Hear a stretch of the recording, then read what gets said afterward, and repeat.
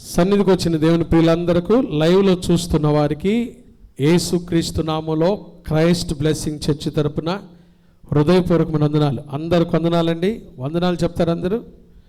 నమస్కారానికి నమస్కారం, సంస్కారం. అందుకనే గుంటూరు వారి త్రిబుల్ ఎక్స్ సోపునే వాడండి, సంస్కారవంతమైన సోప్ అంటది కదా. ఎప్పుడైనా యాడ్ విన్నారా? త్రిబుల్ ఎక్స్ సోపు సంస్కారవంతమైన సోప్ అంట. మరి దాంట్లో ఏం సంస్కారం ఉందో చెప్పాలి. అందరికి వందనాలు. సన్నిధిలో కూర్చున్న వారికి, లైవ్లో చూస్తున్న మేధావులందరికి కూడా ప్రత్యేకమైన వందనాలు కదా. వినుకొండలో ఉండి లైవ్లో చూస్తున్నారని చక్కగా సన్నిధికి రావచ్చు కదా, బలపడచ్చు కదా, దీవించబడచ్చు కదా. రండి, ఆలస్యం లేకుండా త్వరపడి రండి, దేవుని కార్యాలు చూద్దాం. ఈరోజు మన వాక్యం కొరకు కీర్తన గ్రంథం 85వ సంకీర్తన 6వ వచనం చదువుకుందామా? Sam 85 verse 6.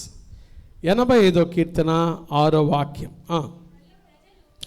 నీ ప్రజలు, ఒక్కరు బాగా వాక్యాన్ని స్పష్టంగా చదవాలి, బిగ్గరగా చదవాలి. నీ ప్రజలు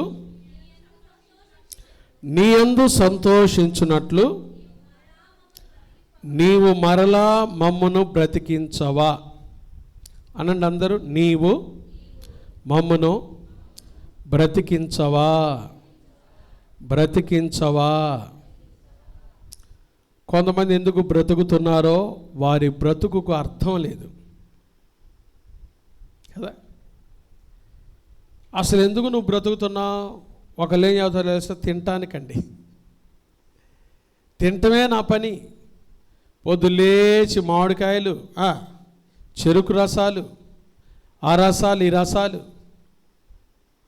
పెరుగన్నం కూడా కొంతమంది ఇంత తింటారు. అబ్బో, భాగ్యవంతులు వాళ్ళు.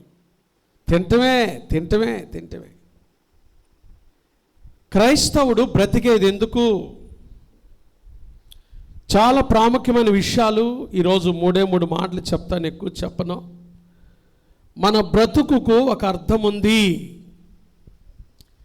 ఎందుకు బ్రతుకుతున్నాం, ఎందుకు బ్రతకాలి? బాగా వినండి. వెనకాల కూర్చున్న సహోదరులంతా ముందుకు వచ్చి కూర్చోండి. మీరు దగ్గర కూర్చుంటే నాకు బాగా చెప్పాలనిపించింది. నాకు దూరంలో ఉండకూడదు మీరు. బ్యోలా, లక్ష్మక్క అక్క రావడం చాలా సంతోషం. రండి. మరియమ్మ అక్క, ఫ్లారెన్స్ అక్క, సురేఖ అక్క, మణి, లిఖిత రావాలి. ముందుకు వచ్చి కూర్చోవాలి. నాకు ముందు కూర్చున్న వాళ్ళంటే భలే ఇష్టం. మందిరానికి వచ్చి ముందు కూర్చోవడానికి ప్రయత్నం చేయండి. ముందుగా రావాలి, ముందు కుర్చీల్లో కూర్చోవాలి, ముందు చాపల్లో కూర్చోవాలి ముందుగా కదా. అందరు చాపల్లో కూర్చోలేరు, కూర్చోగలిగిన వారు తర్వాత చక్కగా ముందు కూర్చోవాలి. ఫ్లారెన్స్ అక్క ముందు కుర్చీల్లో కూర్చో. మణి, యోలా అమ్మ తల్లి, ఎందుకంటే మీరు దగ్గర కూర్చుంటే నాకు బాగా సంతోషం. హల్లెలూయా. వాక్యాన్ని శ్రద్ధగా విందాం. మార్టిన్ లూథర్ తెలుసా? మార్టిన్ లూథర్ 16వ శతాబ్దపు రిఫార్మిస్ట్. ఆయన మార్టిన్ లూథర్ గొప్ప సంఘ సంస్కర్త. ఆయనకింట్లో ఒక కుక్క ఉండేదంట, పెంపుడు కుక్క కదా. ఈ రోజుల్లో మనుషుల కంటే కుక్కలు ప్రేమించే వాళ్ళు ఎక్కువయ్యారు. దండం పెట్ట. ఒక ఇంటికి పోతే కుక్కకు స్నానం చేపిస్తుంది. పాస్టర్ గారు మీరు ఆడ కూర్చోండి. ఏం చేస్తున్నామమ్మా? కుక్కకు తల స్నానం చేపిస్తున్నాం. పాస్టర్ కుక్కకి ఏం చేపిస్తుంది? తల స్నానం చేసి పేలు చూసి బట్టలు వేసిద్దంట. అప్పుడు దాకా నేను కూర్చోవాలంటే. చూడండి, కుక్కలను ప్రేమించే వాళ్ళు ఎక్కువయ్యారు. మనుషులు ప్రేమించాలి. మొదట దేవుని ప్రేమించాలి, తోటి మనుషులు ప్రేమించాలి కదా. కుక్కలకు పరలోక రాజ్యం లేదు. ఉన్నంతవరకు బాగా చూసుకోండి, కానీ అదే జీవితం కాకూడదు. మార్టిన్ లూథర్కి ఇంట్లో ఒక పెప్పుడు కుక్క ఉందంటే. ఈయన ఎప్పుడు కదా యూరోప్ కంట్రీస్లో బ్రెడ్ తింటారు వాళ్ళు. ఏం తింటారు? మనమేమో చాట అన్నం తింటే కానీ అంతే పోసినప్పుడు మనకు తృప్తి. యూరోప్ కంట్రీస్లో బ్రెడ్ తింటారు, జామ్ తింటారు, దాంతోపాటు కొన్ని స్లైస్ వేసుకుంటారు, మీట్ కూడా వేసుకుంటారు బ్రెడ్లోకి. ఈ మార్టిన్ లూథర్ ఉదయం బ్రేక్ఫాస్ట్ చేసినా, మధ్యాహ్నం లంచ్ చేసినా కుక్క దగ్గరకు వచ్చి కూర్చుంటుందంట. పెంపుడు కుక్క కదా. క్యాథరిన్, మార్టిన్ లూథర్ గారు వారి భార్య పేరు క్యాథరిన్. ఇద్దరు వచ్చి భోజనం చేసుకునేటప్పుడు కుక్క దగ్గరకు వచ్చి కుక్క ఇలాగే చూస్తుంటుందంట. ఒకసారి మాటిలో అన్నాడు, చూడు ఇది మనం వేస్తే ఏం తినాలనుకుంటుంది, బ్రెడ్ తినాలని ఎంత ఆశతో చూస్తుందో.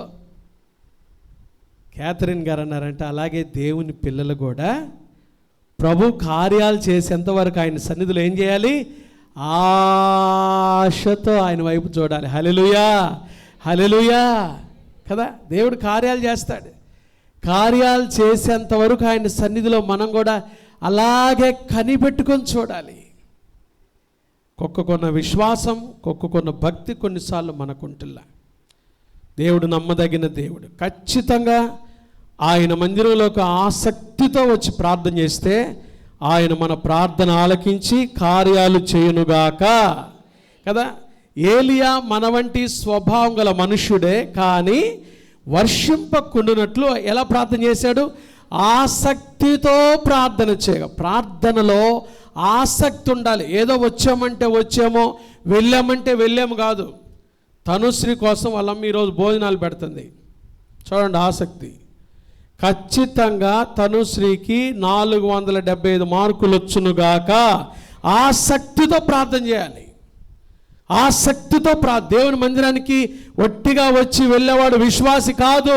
నువ్వు కార్యాలు చూడాలని రావాలి. మన దేవుడు కార్యాలు చేసే దేవుడు. ఈరోజు ఆయన సన్నిధికి వచ్చిన మీ జీవితాల్లో, లైవ్లో చూస్తున్న వారి జీవితాల్లో యేసయ్య కార్యాలు చేయునుగాక. చేస్తాడు. చూద్దాం, వాక్యం ద్వారా కూడా పురికొల్పబడి ప్రార్థన చేద్దాం. మీ కొరకే ప్రభు సిద్ధపరిచి తీసుకొచ్చాడు. కోరహ కుమారులు రాసిన కీర్తన ఇది, 85వ కీర్తన. మీరు బాగా వినండి, నా తట్టు తిరిగి వినండి. మీరు బాగా వినాలి, విని చుర్రుకోవాలి వాక్యాన్ని. కోరహ కుమారులు ఏమంటున్నారు, నీ యందు మేము నీ ప్రజలు నీ యందు సంతోషించున్నట్లు మమ్మను బ్రతికించయ్యా. ఏమంటున్నారు చెప్పండి, నీవు బ్రతికించయ్యా. కోరహ కుమారులు ఎవరు చెప్పండి? వాళ్ళ నాన్న పేరు కోరహు. ఎవరు వాళ్ళ నాన్న పేరు? ఈ కోరహు ఏం చేశాడు తెలుసా? దైవ సేవకులైన మోషేకు అహరోనుకి విరోధంగా 3 నిలబడ్డారు. కోరహు, దాతాను, అబీరాము. వీళ్ళతో పాటు ఓను అనేవాడు 250 మంది వ్యతిరేకంగా నిలబడ్డారు. మోషే చేతనా దేవుడు వాడుకునేది? దేవుడు మమ్మల్ని వాడుకోడా? మేము ఆయన బిడ్డలం కాదా? ఆయన స్వాస్థ్యం కాదా? వాడుకుంటాడు. దేవుని సేవ దేవుని పద్ధతిలో చేస్తే అందరినీ వాడుకుంటాడు. దేవునికి ఇష్టంగా చేస్తే వాడుకుంటాడు. కానీ వీళ్ళ విరోధ మనస్తత్వం వచ్చింది. మేము ఎందుకు వీళ్ళ మాట వినాలి? మోషే అహరోనులకు ఏమైనా కొమ్ములు ఉన్నాయా? మాకేమి లేవా? విరోధంగా నిలబడ్డారు. మోషే అహరోనులు ఏమల్లా, వాళ్ళు సనుగుతున్నారు, గొనుగుతున్నారు. 2 రోజుల నుంచి ఆ వ్యతిరేకత, ఆ విరోధ భావం వచ్చిందో తెలియదు. మోషే అహరోను వెళ్ళి ఇద్దరు దేవుని సన్నిధిలో సాగిలపడితే భూమి నెరలు విడిచి దాతాను, అబీరాము, కోరహు, ఓను వాళ్ళతో కలిసిన 250 మందిని మింగేసిందంట భూమి. దేవుని సేవకు విరోధంగా నిలబడితే చాలా ప్రమాదం. నిజంగా ఆత్మీయ భక్తితో దైవజనులకు సేవ చేస్తున్న వారికి విరోధంగా నిలబడితే చాలా కష్టం. చచ్చిపోయారు, వాళ్ళు చచ్చిపోయారు.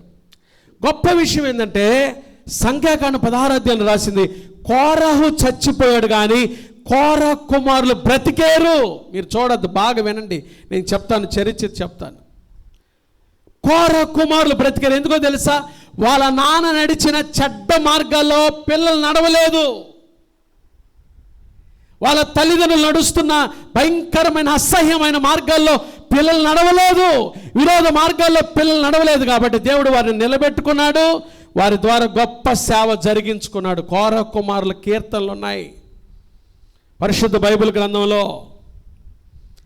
తల్లిదండ్రులు వ్యతిరేకంగా నడిస్తే పిల్లలు నడవకూడదు. తల్లిదండ్రులు దేవుని సేవకులకు విరోధంగా మాట్లాడే వాళ్ళైతే పిల్లలు మాట్లాడకూడదు. భక్తిలో నడవాలి, భక్తిలో జీవించాలి.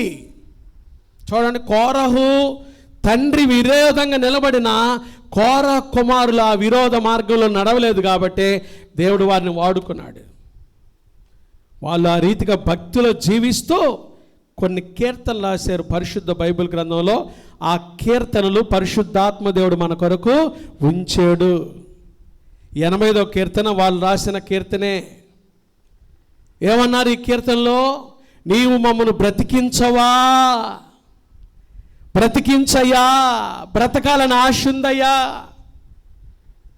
చాలామందికి ఈ రోజులో బ్రతకాలని ఆశే చచ్చిపోతుంది. బ్రతుకు మీద ఆశ చచ్చిపోతుంది. ఎందుకు మేము బ్రతికేది? ఏం చేశాడు దేవుడు మాకు? మా కుటుంబంలో ఏం చేశాడు? మా ఆయన చచ్చిపోయాడు, మమ్మల్ని పోషించేవారు లేరు, ఏ కార్యాలు లేవు, ఏమి చూడలేకపోతున్నా, మేము ఎందుకు బ్రతికేది? ఎందుకు పాస్ గారు కుక్క బ్రతుకుతుంది, నేను బ్రతుకుతున్నా, ఏం లాభం లేదు, నన్ను కూడా తీసేసుకుంటే మంచిది? దేవుడు కాదు, బ్రతకాలి. నీ బ్రతుకుకు ఒక ఉద్దేశం ఉంది, నీ బ్రతుకుకు ఒక అర్థం ఉంది. ఎన్ని సమస్యలయ్యా, ఎన్ని పోరాటాలయ్యా, ఎన్ని నిందలయ్యా, ఎన్ని అవమానాలయ్యా, ఎన్ని ఆర్థిక అసమానతలయ్యా, ఎన్ని అప్పులయ్యా, ఎందుకు నేను బ్రతికేది? బ్రతకాలి. దేవుడు నిన్ను బ్రతికిస్తాడు. నీ బ్రతుకుకు ఒక అర్థం ఉంది కదండి. శ్రమ దినమున నీవు కృంగిన ఎడల నీవెవరివి? చేతకాని. దేవుడు చేతకాని వాళ్ళని తయారు చేయలా. దేవుడు చేతకాని వాళ్ళని తయారు చేయలా. దేవుని సృష్టిలో ఎవరు చేతకాని వారు లేరు. You are unique creation of God. దేవుడు మనల్ని ఎంత గొప్పగా సృష్టించాడో. బ్రతకాలి, మనం బ్రతకాలి, బ్రతికి అనేక మందిని బ్రతికించాలి. హల్లెలూయా. అదే అంటున్నారు, నీవు మమ్మల్ని బ్రతికించయ్యా. ఇంత బలమైన మాట చూడండి. వాస్తవం ఒకప్పుడు మనందరం మన అపరాధముల చేత, పాపముల చేత ఎవరు? మనం చచ్చిన వారము. క్రీస్తు మనం బ్రతికించాడు. పాపంలో నుంచి, శాపంలో నుంచి బయటికి తీసుకొచ్చి బ్రతికించాడు. బ్రతకాలి, క్రీస్తులో బ్రతకాలి. పౌలు ఒక మాట రాస్తాడు, చదవండి. రోమాపత్రిక 14వ అధ్యాయం. రోమాపత్రిక 14వ అధ్యాయం 8వ వచనం. రోమాపత్రిక 14:8 చదవండి ఎవరైనా. మనము బ్రతికినను, అబ్బాబ్బాబ్బాబ్బా, ఇప్పుడు ఈ వాక్యం మనందరికి సరిపోయిద్దా? చదవండి అమ్మా. మనము బ్రతికినను. కొంతమంది బ్రతుకుది ఎందుకు తెలుసా పాస్టర్ గారు?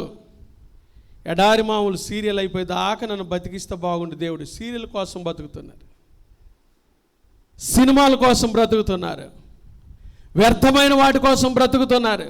పౌలు అంటున్నాడు, మనము బ్రతికినను ప్రభువు కోసమే బ్రతుకుచున్నాము, చనిపోయినను ప్రభు కోసమే చనిపోతున్నాము.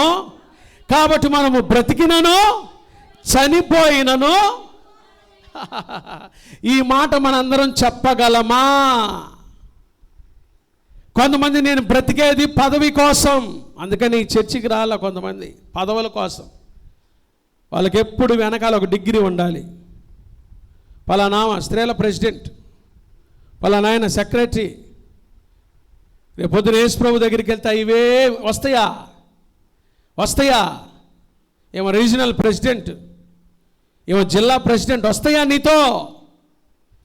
మనము బ్రతికినను, చనిపోయిన ఎవరి కోసం? ప్రభువు కోసమే. క్రైస్తవుడు బ్రతికేది ప్రభువు కోసమే, చనిపోయిన ప్రభువు కోసమే కదండి. బైబిల్లోనే రాశారు, కిరీటము తరతరములు ఉండదు. కొన్ని చర్చిలో 1 సంవత్సరమే పదవీ కాలం, ఇంకో సంవత్సరం, ఇంకో చర్చిలు 2 సంవత్సరాలు పెట్టుకున్నారు. పదవి అయిపోగానే మెడబెట్టి గెంటుతారు. కిరీటం తరతరాలు ఉండదు. ప్రభు కోసం బ్రతకాలి. మన బ్రతుకుకు ఒక అర్థం ఉంది. అర్థవంతమైన జీవితం కోసం బ్రతకాలి మనం. చెప్పండి, నీవు మమ్మను బ్రతికించవా అని అడగండి అందరూ.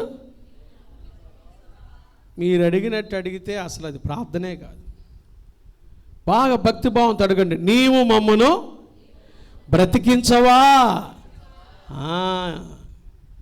ఈరోజు మనం ఎందుకు బ్రతకాలో 3 విషయాలు చెప్తా. మన బ్రతుకుకి 3 విషయాలు ఈరోజు నేర్చుకోబోతున్నా. అమ్మా కితురమ్మ వింటున్నావా? మనం ఎందుకు బ్రతకాలి, ఎన్ని విషయాలు చెప్పబోతున్నా? బాగా వినాలి తల్లి. వెళ్ళేలోపు ఈ విషయాలు ఆకలింపు చేసుకోవాలి, అవపాసన పట్టాలి, అన్వయించుకోవాలి. దేవుని వాక్యం విజయమ్మ గారు వింటున్నారా? మనం ఎందుకు బ్రతకాలి? ఈరోజు మన అంశం ఏంటి? మన బ్రతుకుకి ఒక అర్థం ఉంది. దేవుడు అర్థం లేని సృష్టి చేయలా. ఇది తయారు చేయించింది ఒక ఆమె. ఎందుకు? దీని ఉద్దేశం ఏంటి? పాస్టర్ గారు ఇక్కడ నిలబడి బైబిల్ పెట్టుకొని ఏం చెప్పాలి? వాక్యం చెప్పాలి. కెమెరా కనుగొన్నాడు ఆయన. దాని ఉద్దేశం ఏంటి? ఆ కెమెరాలో నుంచి వాక్యాలు రావాలి. చైర్ తయారు చేశాడు ఒక ఆయన, ఈ చైర్లో కూర్చోవాలి. సౌండ్ సిస్టమ్ పెట్టాడు, కనుగొన్నాడు ఒక ఆయన. దీంట్లో ఒక ఉద్దేశం ఉంది. నీ బ్రతుకుకి, నా బ్రతుకుకి, మనందరి బ్రతుకుకి దేవుని ఉద్దేశం ఉంటుంది. హల్లెలూయా. చెప్పండి, మనం ఎందుకు బ్రతకాలి? ఫోన్లో వస్తే స్విచ్ ఆఫ్ చేయబాకండి, మధ్యలో మాట్లాడబాకండి, వినండి. ఈరోజు మన అంశం ఏంటి? మనము బీలం వింటున్నావా? ఎందుకు బ్రతకాలి? జీవితంలో బ్రతకాలని ఆశ లేని వాళ్ళు కూడా ఈరోజు బ్రతుకు మీద ఆశతో బ్రతికించబడుదురుగాక. ఆశతో బ్రతకాలి. హల్లెలూయా. అర్థంతో బ్రతకాలి. హల్లెలూయా. 3 విషయాలు చెప్తాను, బాగా వినండి. ఇవన్నీ మన జీవితంలో దేవుడు కార్యం చేయనుగాక. హల్లెలూయా. మొదటి మాట చూడండి, 119వ కీర్తన 37వ వాక్యం. 119వ సంకీర్తన 37వ వాక్యం. చదవండి అమ్మా. వ్యర్థమైన వాటిని చూడకుండా నా కన్నులు త్రిప్పివేయము, నీ మార్గములలో నడుచుకొనుటకు నన్ను బ్రతికించుము. డాని కూర్చోనా? లేచావా? చెప్పండి అమ్మా, ఈ మాట చెప్పండి. వ్యర్థమైన వాటిని చూడకుండా, నా తర్వాత చెప్పండి, నా కన్నులు త్రిప్పివేయము, నీ మార్గములలో నడుచుకొనుటకు నన్ను బ్రతికించుము. క్రైస్తవుడు దేవుని బిడ్డ బ్రతికేది ఎందుకోసం చెప్పండి? ఆయన మార్గములలో నడుచుటకు మనం ఏం చేయాలి? బ్రతకాలి. మన సొంత మార్గాల్లో జీవించడం కోసం కాదు. దేవా, వ్యర్థమైన వాటిని చూడకుండా నా కన్నులు త్రిప్పివేయ్యా. మనిషి రోజుల్లో వ్యర్థమైన వాటి కోసం బ్రతుకుతున్నాడు. నీ జీవితం వ్యర్థమా? నీ జీవితం అర్థంతో కూడిందా? కొంతమంది వ్యర్థమైన వాటిని, ఫోన్లు తెరిస్తే వ్యర్థము కదండి. ఎటువంటి వ్యర్థమైన వాటిని చూస్తున్నారో? జీవితంలో అర్థం లేని వాటి కోసమే బ్రతుకుతున్నావా? కాదు. దావీదు అంటున్నాడు, వ్యర్థమైన వాటిని చూడకుండా నా కన్నులు త్రిప్పివేయ్యా, నీ మార్గములలో నడుచుకొనుటకు నన్ను బ్రతికించయ్యా. నీ మార్గాల్లో నేను నడవాలయ్యా. యేసయ్య మార్గాలు కదండి. ఏ మార్గాల్లో? మన సొంత మార్గంలో కాదు. ఒకరి ఎదుట సరి అయినదిగా కనబడు మార్గము కలదు, తొదకు ఆ మార్గం వారిని మరణానికి దారి తీస్తుంది. నీ సొంత మార్గాల్లో నడిచావా చచ్చిపోతావు కదండి. సొంత మార్గాల్లో ఈ వారం, ఈరోజు మంగళవారమే, నిన్న ఎంతమంది ఆత్మహత్యలు చేసుకున్నారో ఏమో. అప్పులు కట్టలేమేమో, ఏమో ఈ అవమానాలు పోవేమో, ఏమో మాకు మంచి రోజులు రావేమో. వాళ్ళ దృష్టిలో వాళ్ళే, సొంత ఆలోచనలే. జీవితం ఇట్లా ముగించేసుకుంటే పోలా. సొంత మార్గం, ఒకని ఎదుట సరి అయినదిగా కనబడు మార్గము కలదు, తొదకు ఆ మార్గం వారిని మరణానికి దారి తీస్తుంది. నీ సొంత మార్గాల్లో నడవటం కోసం కాదు నువ్వు బ్రతకాల్సింది, నీ మార్గములలో. ఏ మార్గాల్లో? యేసయ్య మార్గాల్లో కదండి. ఆ మార్గం ఎవరో కాదు, యేసయ్య అన్నాడు, నేనే మార్గమును సత్యమును. యేసయ్య మార్గాల్లో నడుచుకొనుకు మనం బ్రతకాలి. యేసయ్య మార్గాలు బైబిల్లో రాయబడ్డాయి. యెహోవా నీ మార్గములు. హోషేయ గ్రంథం చూడండి, ఒక మాట చదువుతాను. ఈ మాట మీతో చెప్తుంటే నాకు ఆ మాట గుర్తు చేస్తున్నాడు దేవుడు. హోషేయ గ్రంథం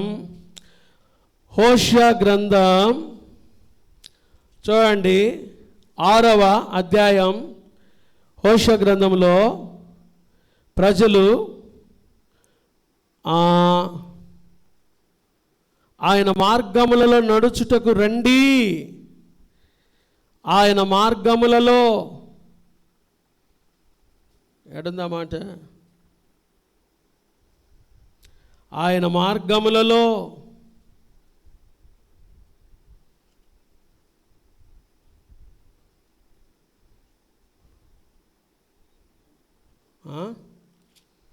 హోషేయ గ్రంథమా యోవేలు గ్రంథమా? ఆయన మార్గములలో, హోషేయ గ్రంథం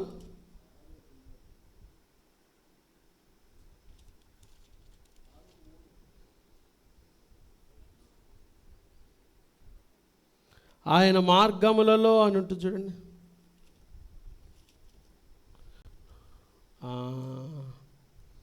లేదా ఇర్మియా గ్రంథం చూడండి. ఇర్మియా గ్రంథం 6వ అధ్యాయం, ఇర్మియా గ్రంథం 6వ అధ్యాయము. ఇప్పుడు చదవండి. ఇర్మియా గ్రంథం 6వ అధ్యాయం తీసారా?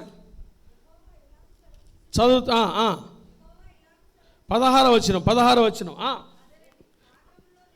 మార్గములలో నిలిచి చూడుడి, పురాతన మార్గములను గురించి విచారించుడి, మేలు కలుగు మార్గమేది అని అడిగి అందులో నడుచుకొనుడి.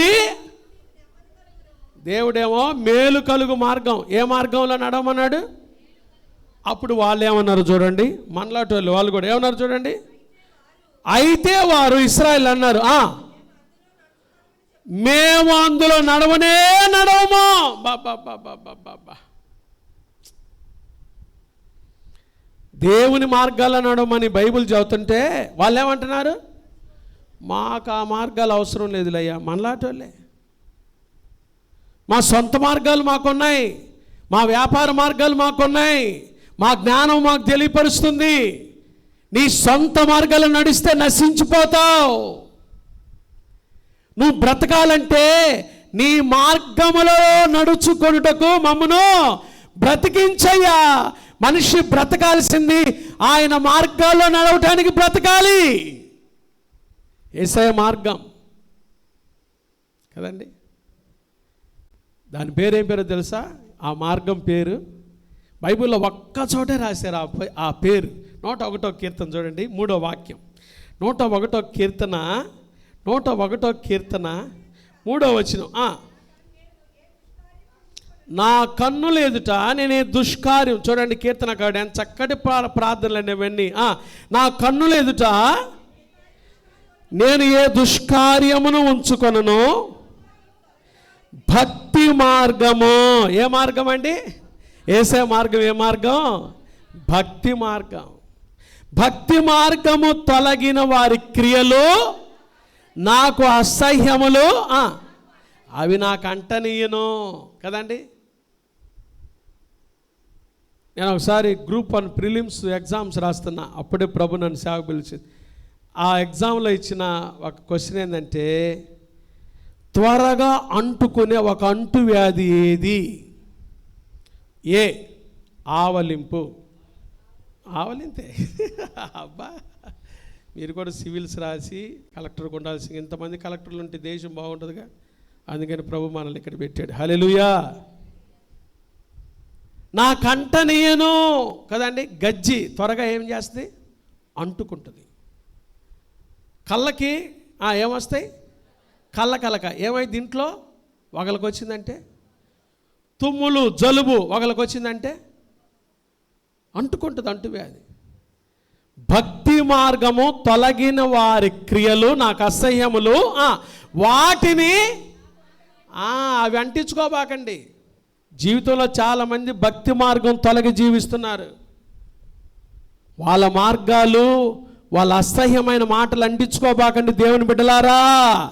వారి మార్గాల్లో నడిస్తే మనం బ్రతకలేం. మనం దేవుని మార్గములలో నడుచుట కొరకు బ్రతకాలి. హల్లెలూయా. ఆయన మార్గాల్లో నడవటానికి కదా, నీ మార్గములలో నడుచుకొనుటకు నన్ను బ్రతికించయ్యా. దావీదు అంటున్నాడు, వ్యర్థమైన మాటను చూడకుండా నా కన్నులు త్రిప్పివేయ్యా. ఈ రోజుల్లో చాలా వ్యర్థమైన వాటిని వచ్చినాయి. ఎక్కడ చూసినా ఎగ్జిబిషన్లు కదండి. మన భక్తి జీవితాన్ని పోగొట్టే మార్గాలు చాలా వచ్చినాయి. సౌలు దమస్కులోకి వెళ్ళాడు.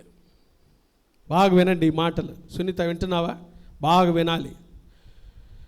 దమస్కులోకి వెళ్తే అక్కడ క్రైస్తవులను హింసించాలని వెళ్ళాడు.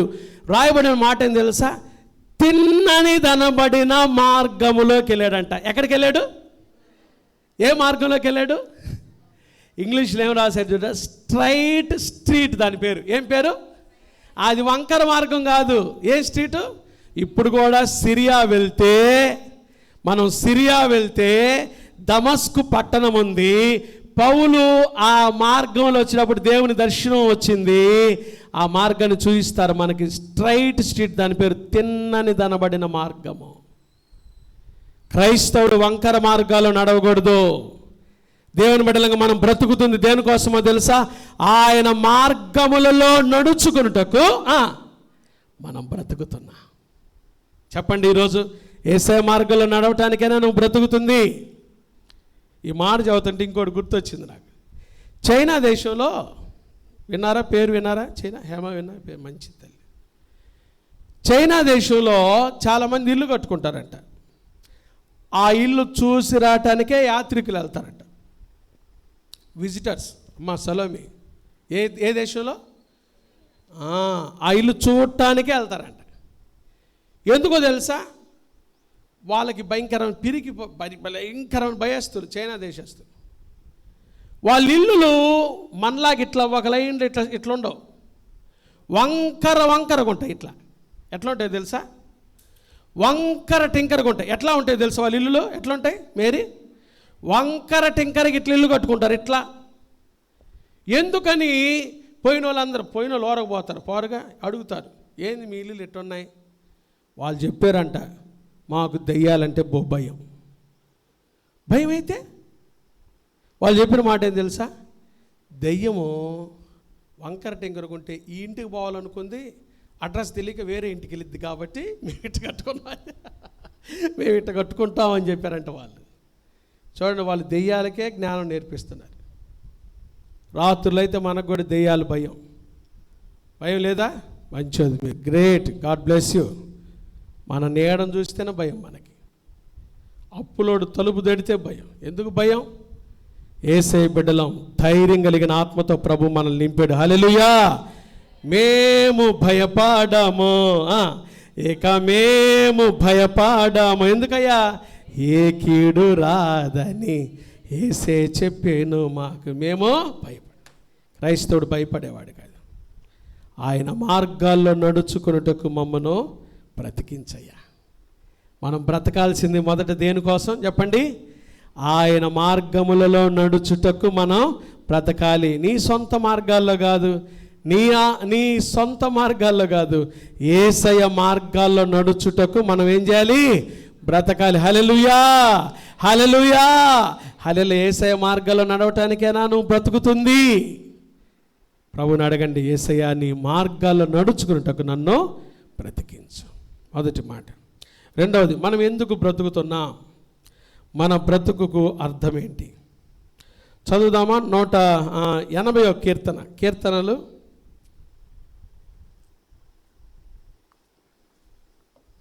80వ కీర్తన. ఏం చదవమన్నా నేను? 18వ వచనం. 80వ కీర్తన 18వ వచనం.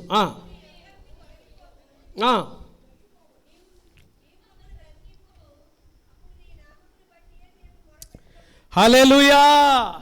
ఏమంటున్నాడు కీర్తనకారుడు? నీవు మమ్మను బ్రతికించుము, నీ నామమును బట్టి మేము మొరపెట్టుదుము. హల్లెలూయా. గట్టిగా హల్లెలూయా చెప్పండి అందరూ. మనం బ్రతికే దేనికోసమో తెలుసా?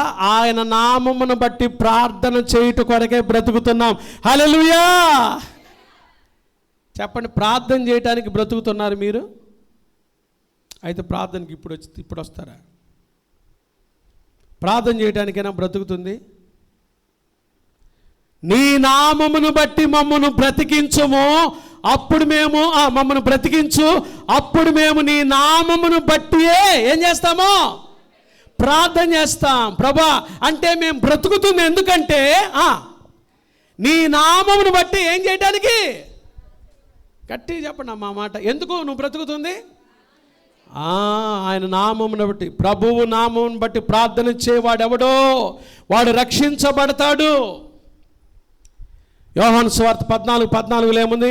నా నామమున మీరు నన్నేమడిగినా, అమ్మా చెప్పండి గట్టిగా చెప్పండి, ఏమన్నాడు యేసయ్య? యోహాను సువార్త 14:14 చదువు ఆదర్శ, గట్టిగా చదువమ్మా, పక్కన కూడా చదివి వినిపించు, అందరు చదవండి. యోహాను సువార్త 14:14 ఏం రాశాడు యేసయ్య? ఏమన్నాడు?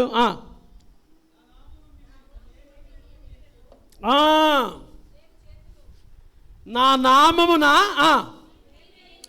మీరు నన్నేమడిగినా. కొంతమంది ప్రార్థన చేయమంటే ప్రార్థన అంతా చేస్తే లాస్ట్లో యేసు నామమున అడుగుతున్నాం అనరు. ఈ ప్రార్థన ముగిస్తున్నా, ఎవరు చేయమన్నా నిన్ను? ఈ ప్రార్థన ముగిస్తున్నా, పాపం ఎట్లా చేయాలో తెలియక వాళ్ళకి. ప్రార్థన పరలోకమందున తండ్రితో ప్రారంభించాలి.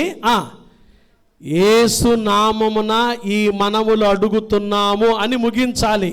ఎందుకంటే యేసు నామము లేకపోతే ఆ నామమున మనం ఏమీ పొందలేము. నా నామమున మీరు నన్నేమడిగినా చేస్తానన్నాడు యేసయ్య. ఆయన నామంలో ప్రార్థన చేయాలి. దరిద్రత ఉందా? ఇంట్లో రోగాలు ఉన్నాయా? ఎవరికి బాగలేదా?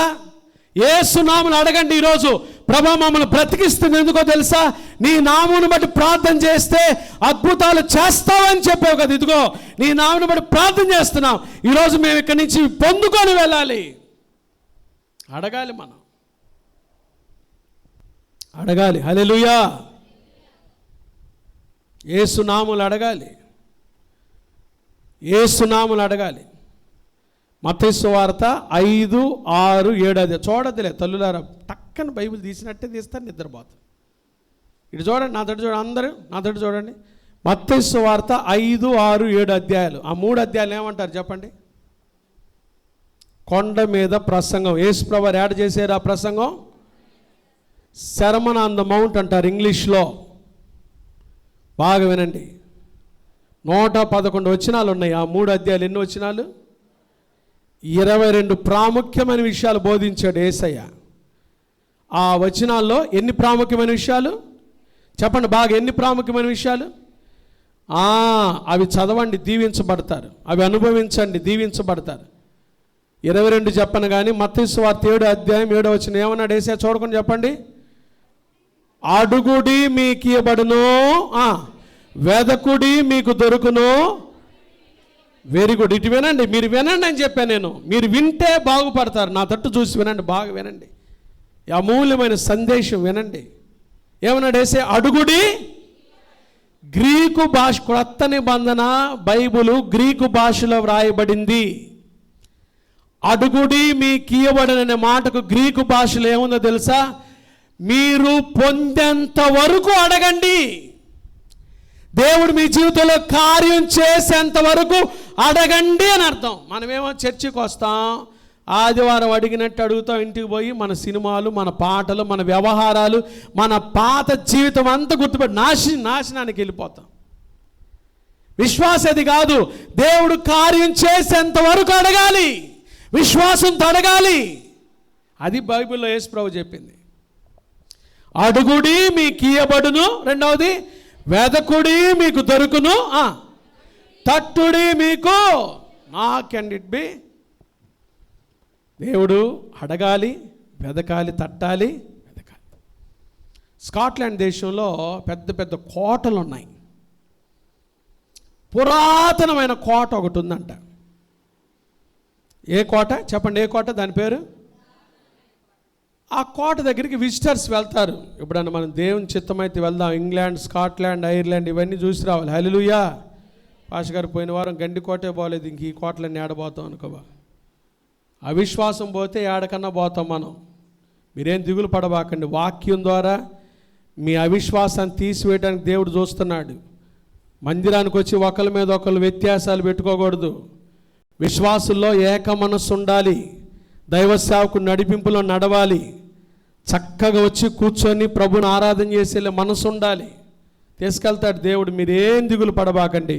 ఈ సిబిసిలో మీరు అంటు కట్టబడ్డారు కాబట్టి అద్భుతమైన అవకాశాలు దేవుడు ఇస్తాడు. హల్లెలూయా. పోయిన వారమే నన్ను ఆస్ట్రేలియా దేశానికి అవకాశం వచ్చింది. ఇక్కడికి వచ్చాను. ఆస్ట్రేలియా రమ్మన్నారు నన్ను. జూలై 19 నుంచి 25 వరకు మీకోసం నేను రానని చెప్పా. కొత్తగా కట్టుకున్నాం కదన్నా, వారం రోజులు నేను లేకపోతే ఎట్లా సంఘంలో. వారం ఇంకొక 2-3 రోజులు ప్రయాణాలు, 10 రోజులు పోతాయి, నేను రాలేనని చెప్పా. ఒక టికెట్ కూడా మా వదిన పెట్టుకుంటానంది. ఒక టికెట్ నేను పెట్టుకోవాలి, ఒక టికెట్ వాళ్ళు ఇస్తారు. ఆడికి వెళ్తే 3-4 ఇస్తారు. వారం రోజులు ట్రిప్ ఆస్ట్రేలియా. నన్ను ఆస్ట్రేలియా తీసుకెళ్ళటమే కాదు, మన సంఘస్థులందరినీ దేవుడు యెరూషలేము వివిధ దేశాల్లో తిప్పునుగాక. హల్లెలూయా. దిగులు పడబాకండి, ఖచ్చితంగా వెళ్తాం. ఆ ఏక మనసు కొరకు ప్రార్థన చేద్దాం. సంఘంలో ఒకరి మీద ఒకరికి ఎటువంటి వ్యత్యాసాలు ఉండకూడదు. దేవుని మందిరంలోకి వచ్చినప్పుడు ఒకరి మీద ఒకరు తక్కువగా చూసుకోకూడదు. దేవుని రక్తంలో కడుగుబడిన తర్వాత మనందరం ఒకటే. ఒకరి సంగతులు ఒకరు ఎత్తుకోబాకండి. ఆడ కూర్చున్నా దేవుని మందిరంలో ఒకరు ఎంత పుష్టి అయిన మాటలతో దీవించబడాలి, మంచి ఆహారంతో ఇక్కడి నుంచి వెళ్ళాలి. అంతేగాని మనకు వేరే విషయాలు అవసరమే లేదు. చేసుకెళ్తాడు దేవుడు ఖచ్చితంగా. స్కాట్లాండ్ దేశంలో పెద్ద పెద్ద కోటలు ఉన్నాయి, చూసి రావాలి వాటిని మనం.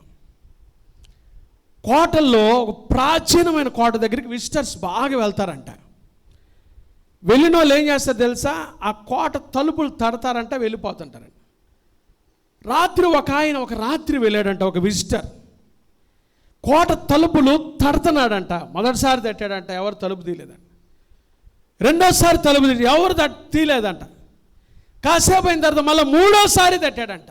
అప్పుడు ఒక ఆయన లోపల నుంచి బయటకు, ఏంటంటే నేను ఇక్కడ ఈ రాత్రికి స్టే చేయాలనుకుంటున్నాను. సరేరా ఆయన లోపల తీసుకెళ్ళాను. పెద్ద రూములు అంటే అన్నీ ఒక రూమ్ ఇచ్చాడు. మంచి భోజనం ఏర్పాటు చేశాడు. తిను భోజనం చేస్తా. ఈ విజిటర్ అడిగాడంట, నేను మొదటిసారి తట్టాను తలుపు తీయలేదు మీరు, రెండోసారి తట్టాను తలుపు తీయలేదు, 3వసారి బలంగా తలుపు తట్టినప్పుడు తలుపు తీశారు మీరు, కారణం ఏంటి అంటే, అయ్యా చాలామంది వస్తారయ్యా ఈ దేశానికి, ఈ కోటలు చూడటానికే వస్తారు. వాళ్ళు వచ్చి ఏం చేస్తారు తెలుసా, పాపం లోపలికి రావాలని ఉద్దేశం ఉండదు, ఏదో ఊరక తలుపు తట్టి వెళ్ళిపోతారు వాళ్ళు. మేము చాలాసార్లు చూస్తుంటాం, ఏదో ఊరక వచ్చి ఏం చేస్తారు, తలుపు తట్టి, అంటే వాళ్ళకి లోపలికి రావాలని ఉద్దేశం ఉండదు, ఏదో తలుపు తట్టాలని ఆలోచనతోనే ఏం చేస్తారు. మనం కూడా అంతేగా, పిల్లకాయలు ఆడుకుంటా ఏదో నీళ్ళు మంచిలు కడుతున్నారు అనుకో, గబక్కను పోయి ఏం చేస్తారు, బయట ఏముంటుంది దాన్ని ఏమంటారు, కాలింగ్ బెల్ అట్ట నొక్కి వెళ్ళిపోతారు. అంటే వాడికి లోపలికి రావాలని కాదు, వాళ్ళని ఏం చేయాలి, ఆట పట్టించాలి. ఒక ఆట అన్నమాట అది. తట్టెళ్ళిపోయే వాళ్ళు చాలామంది. మేము అందుకని చూసి ఒక నిర్ణయానికి వచ్చాం, బలంగా ఎవరైతే తడతారో వాళ్ళు లోపలికి రావాలనుకుంటారు కాబట్టి అప్పుడు తెద్దాం అనుకున్నామయ్యా. అందుకని 3వసారి కూడా మీరు తలుపు తట్టేసరికి మాకు అప్పుడు అనిపించింది, ఈయనెవరో లోపలికి రావాలనుకుంటున్నాడు, మన సహాయం కోరుకుంటున్న ఉద్దేశంతో అప్పుడు తలుపు తీశాను. చాలాసార్లు దేవుని మందిరానికి వస్తాం కానీ అడిగి వెళ్ళిపోతాం. కాదు, బైబిల్ అట్లా చెప్పటల్లా. నా నామమున మీరు నన్నేమడిగిన దేవుడు కార్యం చేసేంత వరకు అడగండి, విశ్వాసంతో అడగండి. అడుగుడి మీకు ఇవ్వబడుననే మాటల ఉద్దేశం అదే. మీరు దేవుడు కార్యం చేసేంత వరకు విసుక్కోక అడగండి. ప్రార్థన చేసే వాళ్ళకి విసుక్కోవటం రాకూడదు. యేసు ప్రభువు చెప్పాడు లోకా 18:1 ఏమన్నాడు, మీరు విసుకక నిత్యము ప్రార్థన చేయుచుండవలెనన్నుటకు ఆయన వారితో ఈ ఉపమానం చెప్పెను. ఒక విధవరాలు, ఎవ్వరు లేరు ఆ ఊరిలో, అన్యాయస్తుడు న్యాయాధిపతి ఉన్నాడు. వాడు దేవునికి భయపడ్డు ఏ మనిషిని లెక్క చేయడు. అలాంటి వాడి దగ్గరికి విధవరాలు వెళ్ళి మాటికి ఏం చేసింది, మొదటిసారి వెళ్ళినప్పుడు తలుపేశాడు, రెండోసారి వెళ్ళినప్పుడు తిట్టుంటాడు, 3వసారి వెళ్ళినప్పుడు ఆ గేట్ మీద చేత నెట్టుపడేసి ఉంచాడు. కానీ ఆమె మాటికి వెళ్ళి అడుగుడు ద్వారా ఒకరోజు ఆ కఠినుడైన హృదయం ఏమైపోయింది, మార్చబడి. ఆ అన్యాయస్తుడైన న్యాయాధిపతి వాడు కఠినుడు కావచ్చు, కానీ మనం ఆరాధించే దేవుడు ఎవరు చెప్పండి, ఎవరైనా కరుణా సంపన్నుడా,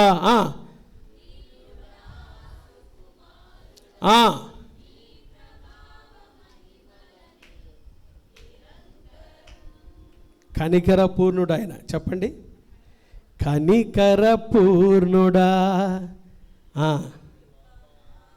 ల్యమే. ఎవరు ఆయన? ఎవరు మనం ఆరాధించే దేవుడు? ఆయన న్యాయాధిపతి కాదు. మనము కనికరింపబడి సమయోచితమైన సహాయం పొందినట్లు, కృప పొందినట్లు ధైర్యముతో కృపాసనం ఆయన దగ్గరికి వచ్చేది. ఆయన నామమును బట్టి ప్రార్థన చేస్తే ఆయన మన పట్ల ఏదైనా చేస్తాడు. కాబట్టి మనం బ్రతికేది 2 ఉద్దేశాలు. ఎందుకు మనం బ్రతుకుతున్నాం? దేవుని మార్గాలు నడుచుకొనుటకు మనం బ్రతకాలి. రెండవది, ఆయన నామమును బట్టి ప్రార్థన చేయుటకు మనం ఏం చేయాలి? బ్రతకాలి. ఇప్పుడు చెప్పమ్మా, కెత్తురమ్మ చర్చ చెప్పించమ్మా ఆదర్శం. ఎందుకు మనం బ్రతికేది? 2 ఉద్దేశాలు చెప్పాం. వినిందే? 3వ మాట చెప్పి ముగిస్తాను. అపోస్తుల కార్యాలు 20వ అధ్యాయం. మీరు ఎవరు వింటున్నారో అందుకనే నేను కొన్నిసార్లు పేర్లు చెప్పేది మీరు వినాలి. అపోస్తుల కార్యాలు 20వ అధ్యాయము 12వ వచనం. ఎందుకు మనం బ్రతికేది? వారు బ్రతికిన ఆ చిన్న వానిని తీసుకొని వచ్చినప్పుడు వారికి విశేషమైన ఆదరణ కలిగిన. హల్లెలూయా, హల్లెలూయా, హల్లెలూయా. ఐతుకు అనేవాడు ఎవరు? వాడి పేరు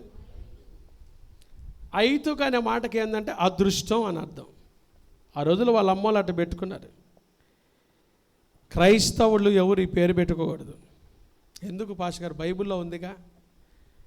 వాడి పేరుకి అర్థం ఏంటి చెప్పండి? ఏంటిది? ఐతుకు అంటే అర్థం ఏంటి? చూసారా? మీరు వినరు. అదృష్టం. చెప్పండి, ఐతుకు అంటే అర్థం ఏంటి? క్రైస్తవుడు. కొన్నిసార్లు కొంతమంది సాక్ష్యం చెప్పండి, వాళ్ళు ఎక్కడికి వచ్చి ఏం చేస్తారు? అదృష్టం కలిసి వచ్చిందండి. అబ్బా, అసలు నువ్వు క్రీస్తుని ఎరగటమే నీ జీవిత అదృష్టం. హల్లెలూయా. క్రీస్తులో మనందరికీ ప్రతిరోజు, ప్రతి సెకండు, ప్రతి నిమిషం ఏంటి చెప్పండి? అదృష్టమే. హల్లెలూయా. ఇంక నీకు మళ్ళీ ఏడొచ్చింది దురదృష్టం నువ్వు తెచ్చుకుంటే తప్పితే. ప్రభు నమ్మిన మనందరం అదృష్టవంతులమే. హల్లెలూయా. మనకే దురదృష్టం లేదు. హల్లెలూయా, హల్లెలూయా. ఏమోనండి, విధవరాలు ఎదురొచ్చింది, వెళ్తున్నాను, దురదృష్టం పట్టింది. ఛీ, ఆ పిచ్చి మాటలు మానేసి. పిల్లి ఎదురొచ్చిందండి, పోతున్నాను. యేసు ప్రభు నమ్మిన బిడ్డల మనకు ప్రతిరోజు, ప్రతి పూట, ప్రతి విషయంలో దేవుడు మనకు ఏం పెట్టాడు? అదృష్టమే. ఐతుకు అనే పేరుకి అదృష్టం. వాడు ప్రార్థనకు ఆలస్యంగా వచ్చాడు. పౌలు వాక్యం చెబుతున్నాడు. పౌలు చాలా దీర్ఘ ప్రసంగి. మీకు ఒక గంట సేపు చెబితే ఇప్పుడు ఆపేస్తాడు పాస్టర్ గారు అనిపించి. పౌలు అట్టు వదిలిపెట్టడు, చెబుతా ఉంటాడు వాక్యం.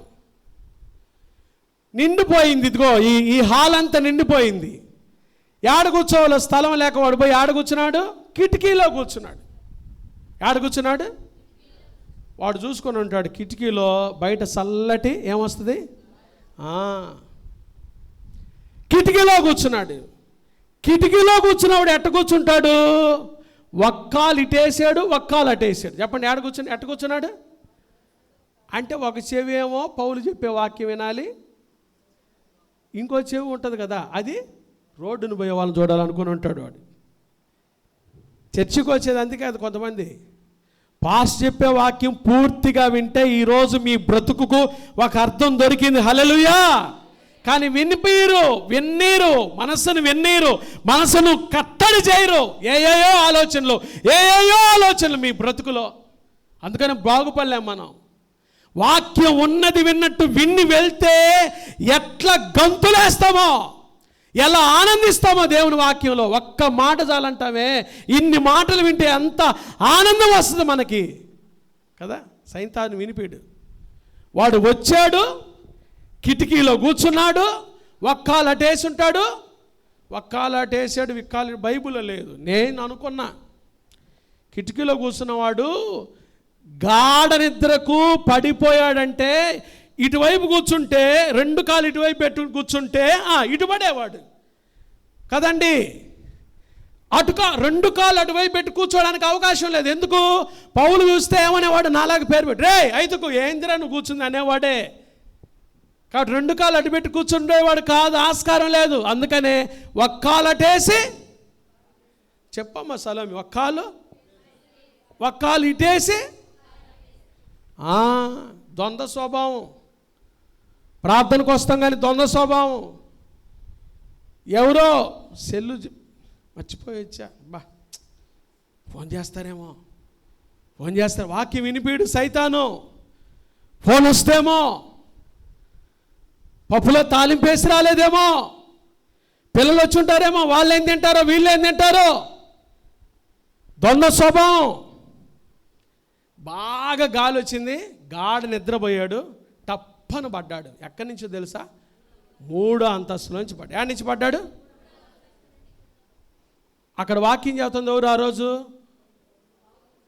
గాబా దిగెళ్ళాడు. పడ్డాడయ్యా, చచ్చిపోయాడయ్యా. 3వ అంతస్తులోంచి పడ్డావాడు బతుకుతాడా?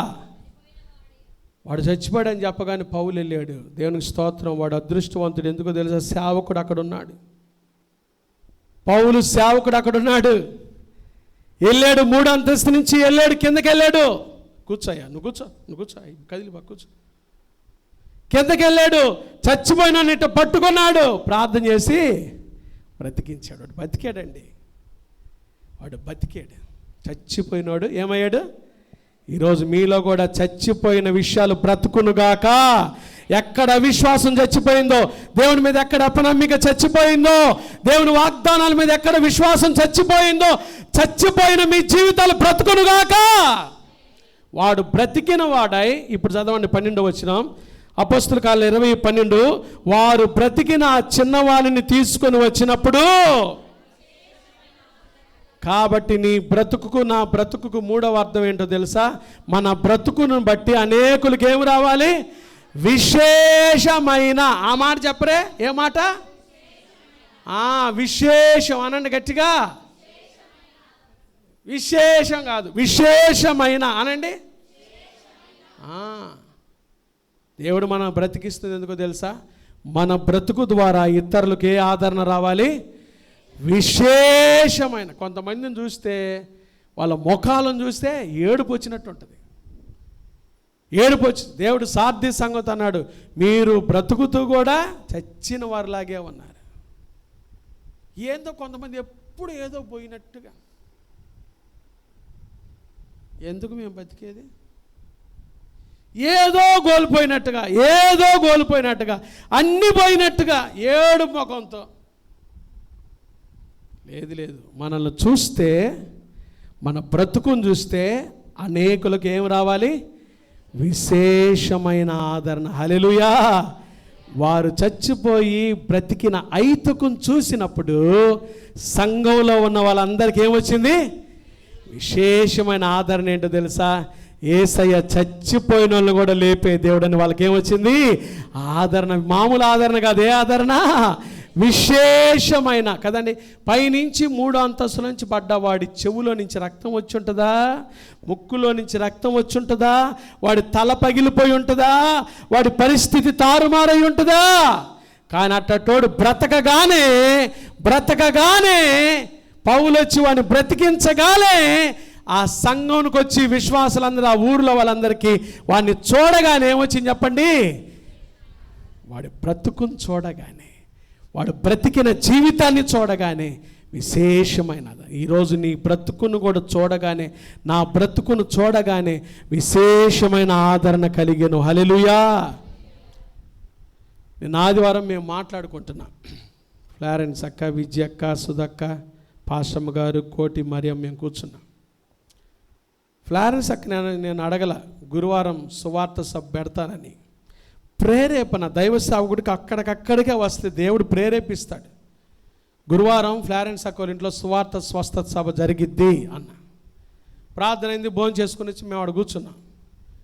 60 మందికి 70 మందికి భోజనాలు చేయించమంటారండి. ఖర్చు ఎందుకు అక్క అంటే, చేయిస్తాను నేను అని అంటూ, అక్క ఏమని తెలుసా పాస్టర్ గారు, మీరు దిగులు పడద్దు, 100 మంది కన్నా చేయిస్తాను, నేను మంచి భోజనమే చేయిస్తా, దేవుని కృప వలన నాకు అసలు అప్పే లేదు పాస్టర్ గారు అంది. చప్పట్లు కొట్టండి అందరు గట్టిగా.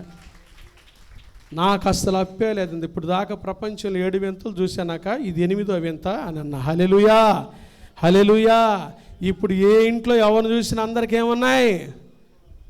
కానీ అక్క చెప్పిన సాక్ష్యం, నాకు అసలు అప్పే లేదు పాస్టర్ గారు, మేము అప్పు తెచ్చుకోము, అప్పు చెయ్యం, ఉన్న దాంట్లో సమృద్ధిగా ఉంటాం.